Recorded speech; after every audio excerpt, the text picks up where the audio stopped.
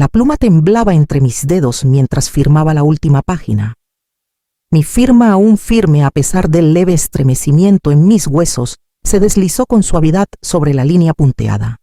El notario, un hombre amable con traje azul marino que olía ligeramente a loción y tinta, asintió y comenzó a ordenar los papeles. Miré a Esteban, esperando una palabra de agradecimiento, tal vez una sonrisa cansada. Pero él estaba allí, con los brazos cruzados, la mandíbula tensa. «Gracias», dijo con voz seca. «Ya te puedes ir. Ya no te necesito». Sus palabras cayeron como piedras, duras, pesadas, definitivas. Mis oídos zumbaron. Por un momento pensé que había escuchado mal, pero la mirada en sus ojos me dijo que no. El notario levantó la vista claramente desconcertado. Parpadeó rápido, tosió en su puño y cerró su maletín con prisa, como si quisiera escapar de la habitación. Sentí el calor subiendo por mi pecho, una oleada de vergüenza, de confusión, pero mi cuerpo se quedó inmóvil. Esta era mi sala. El sofá aún tenía la marca de mi canasta de tejido. Las paredes llevaban la pintura amarilla suave que Esteban eligió cuando tenía 12 años, diciendo que parecía el sol. Esta casa la compré con mi difunto esposo Rubén, después de años de ahorrar cada centavo de su salario como mecánico y de mis trabajos de costura. Cada rincón, cada tabla del suelo guardaba mi vida. Y aún así estaba ahí como una invitada que se había quedado demasiado tiempo. «No lo hagas más difícil de lo necesario», añadió Esteban, ya caminando hacia la cocina. «Tú misma lo dijiste, es solo una casa, solo una casa». Tomé mi bolso, ese con la correa desgastada que no me había molestado en arreglar. Mis dedos rozaron el borde del tapete de encaje en la mesa del recibidor. Lo había tejido el invierno en que Esteban se rompió el brazo deslizándose en trineo. Recordé dejar las luces encendidas toda la noche mientras se recuperaba, temerosa de que me necesitara. Abrí la puerta. El viento de marzo me golpeó con fuerza. Me giré una vez esperando tal vez una mirada suya. No hubo nada. La puerta se cerró con un clic detrás de mí y así de repente me convertí en una extraña en el lugar que llamaba hogar. El viento tiraba de mi abrigo mientras caminaba por la avenida de los Sauces, la acera familiar bajo mis zapatos, pero de pronto extraña. Pasé por el porche de Doña Rosa con su corona de Pascua, ya colgada, huevos de colores colgando de enredaderas de plástico, y levanté la mano por instinto. Ella me saludó alegre como siempre. «Buenos días», Luz Helena gritó y yo logré asentir. No sabía que no tenía a dónde ir. Nadie lo sabía. Mis piernas se movían sin rumbo. Pasé por la farmacia donde solía comprar las pastillas para la presión de Rubén. Pasé por el comedor donde Esteban una vez derramó leche chocolatada sobre su tarea de ortografía, llorando como si el mundo se hubiera acabado. Me reí entonces, limpié la mesa con servilletas y le dije que era solo papel. Podíamos empezar de nuevo. Ahora entendía cómo el papel podía destruirlo todo. Las campanas de la iglesia sonaron al mediodía. Me detuve frente a la panadería y miré los pasteles decorados en la vitrina. Antes, cada marzo, le horneaba a Esteban un pastel de plátano desde cero. Solía colarse en la cocina y lamer el tazón de betún antes de que lo lavara. «El mejor pastel de cumpleaños en Santa Clara», decía con la boca llena. «Hace años que no horneo ese pastel». Pasé más casas, más gente. Algunos saludaban, otros no. Nadie miraba lo suficiente para notar la diferencia. Tal vez era el abrigo aún limpio, aún abotonado. Tal vez era mi forma de caminar erguida como mi madre me enseñó. Dignidad incluso cuando no tienes nada. Al atardecer mis pies dolían. Terminé frente a la terminal de autobuses en la calle Nogales. No había planeado ir ahí, ni siquiera me di cuenta hacia dónde caminaba. Pero las puertas de vidrio se abrieron automáticamente al acercarme, y adentro estaba cálido. Anónimo. Unos viajeros se amontonaban junto a las máquinas expendedoras. Un hombre roncaba en un banco con su abrigo cubriéndole la cara. Nadie me miró 2 veces. Me senté al fondo cerca de las ventanas y miré las luces brillantes de la gasolinera al otro lado de la calle. Todavía sentía la llave de la casa en el bolsillo de mi abrigo, aunque ya no significaba nada. El guardia de seguridad pasó un par de veces, pero no dijo nada. Tal vez pensó que esperaba un autobús. Tal vez no le importaba. De cualquier manera era invisible, y una parte de mí encontraba consuelo en eso. Al caer la noche me acurruqué en el banco, mi bolso abrazado, como si pudiera contener más que un paquete de pañuelos, una pequeña cartera y un teléfono que no había sonado en todo el día. Cerré los ojos y dejé que el zumbido de las luces fluorescentes ahogara los pensamientos que no podía detener. A unas pocas calles, Esteban probablemente estaba apagando las mismas luces que dejé encendidas cada noche durante 30 años. Y yo ya no era alguien para volver hasta encenderlas. El frío se había sentado en mis rodillas para la mañana.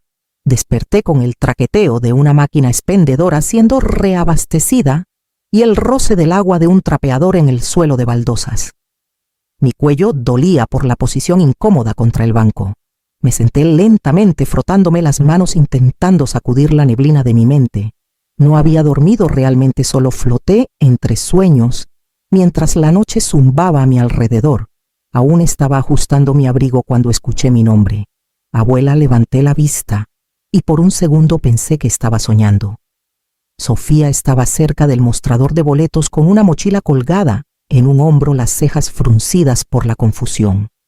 Parecía mayor de 16 años en ese momento, su boca firme, sus ojos agudos.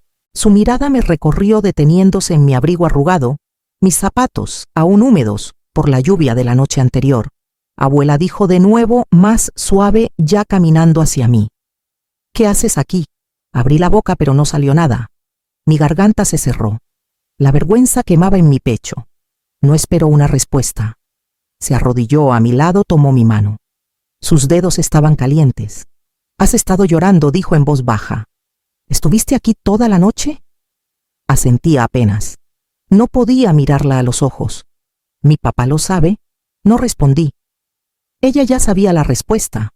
Se sentó a mi lado en el banco, aún sosteniendo mi mano como si fuera frágil. «Ven a quedarte conmigo», dijo. «Por favor. Mi lugar no es grande, pero es cálido y limpio. Puedes quedarte con mi cama». Negué con la cabeza. «Estoy bien, Sofía. No quiero ser...» «No estás bien», su voz se quebró solo un poco. «Y no eres una carga. Eres la única familia de verdad que he tenido». Sus palabras tocaron algo dentro de mí que no se había movido en años. La miré entonces, realmente la miré. Tenía la barbilla de Rubén, la nariz de mi madre, y unos ojos que de alguna manera contenían todo lo que alguna vez creí que debía ser el amor. Asentí. Ella sonrió solo un poco. Luego se levantó y pasó su brazo alrededor de mí, ayudándome a ponerme de pie, como si lo hubiera hecho 100 veces. Su coche estaba estacionado al otro lado del lote. Era pequeño, viejo, la puerta del pasajero se atoraba antes de cerrarse por completo. Encendió el motor y puso la calefacción al máximo. Me recosté, dejando que el aire cálido me envolviera la cara, y vi la estación desaparecer a través de la ventana empañada mientras nos alejábamos. No era mi hogar, pero tampoco era la calle. Sofía no me presionó por detalles esa primera noche. Me dio una toalla, me dejó ducharme y dejó un par de pants y una sudadera vieja de la universidad en el lavabo. Todo olía ligeramente a lavanda. El sofá de su sala se hundía en el medio, pero estaba cálido y era mío por la noche. Hizo sándwiches de queso con sopa de tomate y no dijo nada cuando apenas toqué los míos. Por la mañana me pasó una taza de café y se sentó a mi lado con las piernas cruzadas como cuando era niña. «Creo que deberíamos hablar con alguien», dijo con los ojos firmes. «Un abogado». Bajé la mirada al borde de mi taza, girándola lentamente en mis manos. «No tiene sentido». Él me hizo firmar la escritura. «Ya está hecho». Su voz se suavizó. «Podría haber más detrás de esto. Solo ven conmigo, por favor». Condujimos a una oficina legal en las afueras de la ciudad, una casa de ladrillo convertida con un letrero desvaído, Guzmán y Asociados, defensa de adultos mayores y derecho de herencias. Adentro las paredes estaban llenas de libros y fotos de clientes mayores, estrechando la mano de un hombre canoso que reconocí como el licenciado Arturo Guzmán. Fue amable, pero directo. Después de que Sofía explicó la situación, pidió ver cualquier documento que tuviéramos. Por supuesto, no teníamos nada. Esteban se lo había llevado todo. No hay problema, dijo el licenciado Guzmán. Sacaré la escritura y los archivos relacionados de la oficina del registro público. Regresó 10 minutos después con una carpeta delgada y el ceño fruncido. Señora Vargas, dijo lentamente, no solo su hijo transfirió la escritura a su nombre, sino que también presentó un acuerdo de cuidador uno que dice que usted le debe 1.400.000 pesos por gastos de apoyo y vivienda no pagados. Está notariado y adjunto al registro de la propiedad. Mi respiración se detuvo. Empujó la carpeta hacia mí. ¿Es esa su firma? Miré la página. Parecía la mía. La misma inclinación, el mismo bucle en la L. Pero no era mía. Nunca había visto ese papel en mi vida. Mi mano fue a mi boca. Negué con la cabeza. No susurré. Nunca firmé eso. Sofía estaba detrás de mí, sus manos apretando mis hombros. Sentí su pulso a través de sus palmas. No habló. No necesitaba hacerlo. El licenciado Guzmán asintió. Es una táctica común. Hace parecer que él le dio cuidados a largo plazo y que usted está pagando una deuda. Podemos pelearlo, pero necesitaremos testigos, documentación, cualquier cosa que pruebe que esta transferencia no fue voluntaria. Los casos de coerción son difíciles, pero no imposibles. Sentí que la habitación se inclinaba. Mi estómago se revolvía. Falsificó mi firma, dije con la voz temblando. No solo me quitó la casa, me puso en deuda por existir. Mis ojos ardían y presioné mis nudillos contra ellos con fuerza. Las lágrimas vinieron de todos modos. Mi cuerpo se dobló en la silla como si me estuviera encogiendo en mí misma. El licenciado Guzmán me pasó una caja de pañuelos sin decir palabra. Sofía se sentó a mi lado y deslizó su mano en la mía apretándola fuerte. No dijo nada, pero sentí algo pasar entre nosotras, en ese silencio, algo más fuerte que la sangre. Me sequé la cara y levanté la vista aún temblando. Si peleamos esto, ¿qué tengo que hacer? El licenciado Guzmán se inclinó hacia adelante y dijo, empezamos con la verdad. Luego, encontramos a las personas que la vieron. Y supe exactamente a dónde tenía que ir primero. El camino a la casa de doña Clara Morales fue corto, pero se sintió como cruzar una gran distancia entre quién solía ser y quién tenía que convertirme ahora. Su porche aún tenía el columpio de mimbre blanco que Rubén ayudó a colgar el verano antes de su infarto. Recordé sentarme allí una vez riendo con limonada, mientras nuestros hijos jugaban en el patio. Eso fue hace décadas antes de que todo se complicara más allá de la reparación. Toqué suavemente. Después de unos momentos la puerta se abrió y ahí estaba ella, más delgada, más canosa, apoyándose ligeramente en un bastón, pero su rostro se iluminó al verme. Luz Helena Vargas suspiró. Ya me estaba preguntando qué te había pasado. Entré y el calor de su casa me envolvió como una cobija. Me llevó a la sala donde un fuego crepitaba en la chimenea. Los cojines aún olían ligeramente a canela como siempre. No sabía por dónde empezar, así que no intenté adornarlo. Esteban se quedó con la casa. Me hizo firmar la escritura. Y luego me hizo irme. Doña Clara no parpadeó. Se recostó en su silla y asintió lentamente como si ya supiera que esto iba a pasar. Lo vi gritarte la Navidad pasada, dijo, justo por la ventana de la cocina. Y cómo azotó la puerta del coche y salió quemando llanta el día que no le diste dinero para algo. Sabía que algo andaba mal. Su voz era firme, pero había un filo que no había oído antes. Siempre me pregunté cómo te quedabas tan callada, continuó. Estabas tan orgullosa de él incluso cuando dejó de visitarte, incluso cuando te hizo cancelar tu grupo de costura porque no le gustaba que hubiera extraños en la casa. Mi garganta se apretó. No me había dado cuenta de lo visible que era todo, de lo fuerte que puede hablar el silencio. Te aisló Luz Helena, dijo inclinándose hacia adelante. Poco a poco, y tú lo dejaste. Pensé que estaba ayudando, dije. Pensé que tal vez pasaría. No pasó, respondió. Pero ahora puedo ayudar. Testificaré. También Bárbara de la otra cuadra. Y don Jaime. Todos lo vimos aunque no dijimos nada entonces. Algo cambió dentro de mí. No era exactamente fuerza, pero tal vez el lugar donde la fuerza comienza. De vuelta en el departamento de Sofía, esa noche ella me dio un cuaderno encuadernado en cuero que compró en la librería del campus. Empecemos a escribir todo, dijo. Fechas, momentos, cosas que recuerdes. Todo. Abrí la portada y miré la primera página en blanco. Mi mano dudó sobre ella insegura. Luego escribí. Empezó a llamarme ella en lugar de mamá el año en que Rubén murió.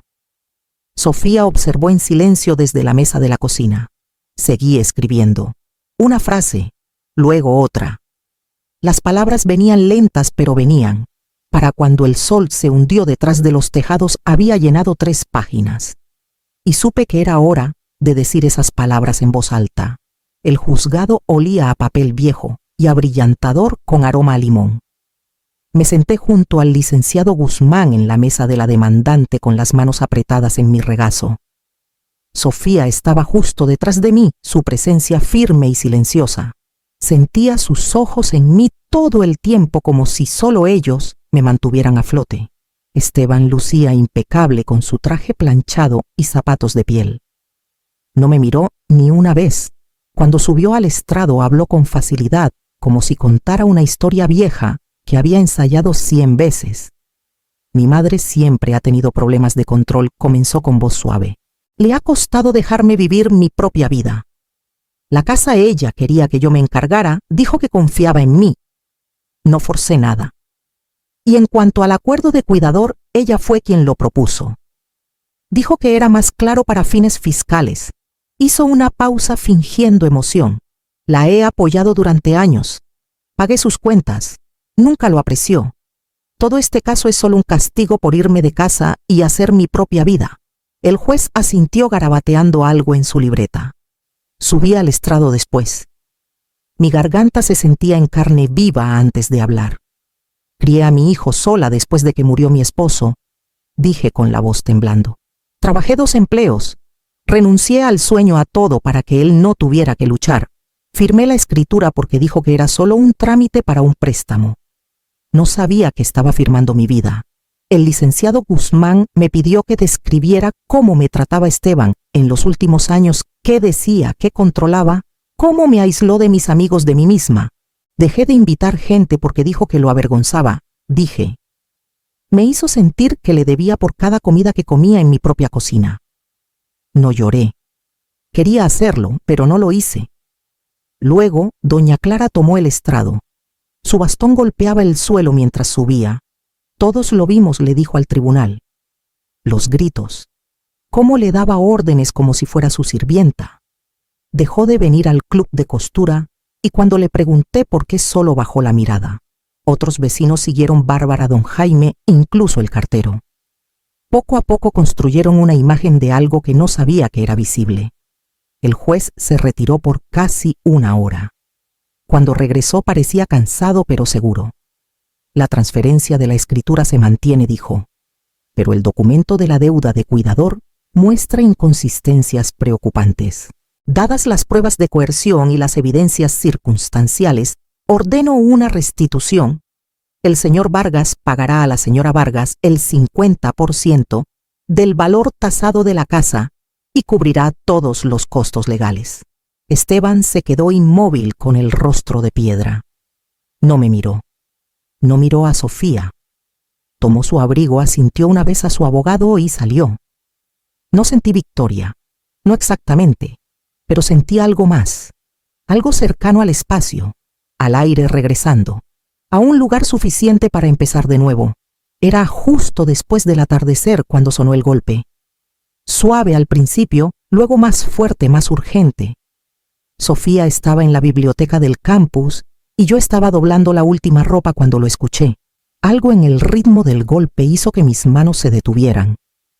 Abrí la puerta lentamente. Esteban estaba allí en el porche con los hombros encorvados, los ojos rojos e hinchados. Su ropa estaba arrugada y había una intensidad detrás de su expresión que no había visto antes. Parecía un hombre que se había quedado sin lugares a donde ir. Perdí todo, dijo con voz ronca. Necesito tu ayuda. El viento llevó su voz por el pasillo estrecho. Por un momento no dije nada, solo lo miré. Al hombre que crié, al hombre que una vez se aferró a mi pierna cuando le tenía miedo a los truenos, que me llamó desde la universidad, cuando le rompieron el corazón por primera vez. Al mismo hombre que firmó mi nombre en una mentira y me dejó fuera de mi propia vida.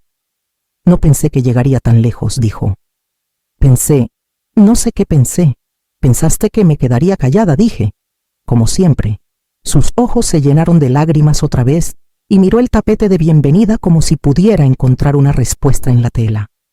Sé que me equivoqué, susurró, pero sigo siendo tu hijo.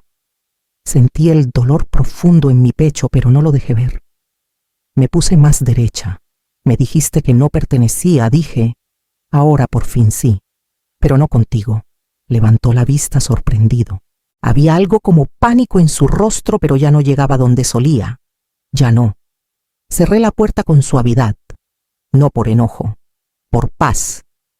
El departamento parecía diferente para el final de esa semana. No más grande, seguía siendo el mismo par de cuartos pequeños, con los zoclos rayados y el refrigerador que nunca dejaba de zumbar, pero más cálido de alguna manera. Sofía y yo movimos el sofá para que diera a la ventana. Compramos 2 plantas de jitomate en el mercado y las pusimos en macetas de barro, disparejas en el alféizar. El sol les daba justo en la mañana como solía hacerlo en mi vieja cocina. Solo que esta vez la luz sentía que me pertenecía. Colgamos una tira de fotos en la pared sobre la mesa del comedor. Algunas de mí y Rubén, algunas de Sofía cuando era bebé, una de los 3 en el desfile del 16 de septiembre, cuando ella tenía 10 años, su cara pintada con estrellas de brillantina, mi brazo torpemente sobre sus hombros, ambos entrecerrando los ojos hacia la luz. En esa foto se parecía tanto a su madre a esa edad, pero los ojos de Sofía tenían algo más, algo que nunca apartaba la mirada cuando las cosas se ponían difíciles.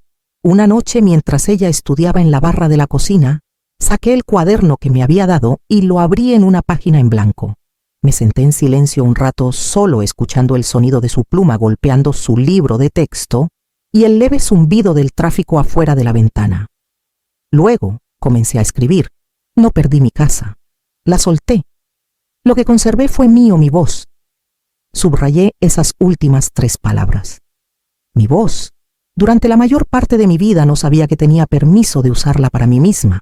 Sofía se acercó y lo leyó en silencio. Luego me abrazó por detrás su barbilla, descansando suavemente en mi hombro. Tú me diste una familia, dijo. Solo te la estoy devolviendo. Cerré el cuaderno y sostuve sus manos donde descansaban sobre mi pecho.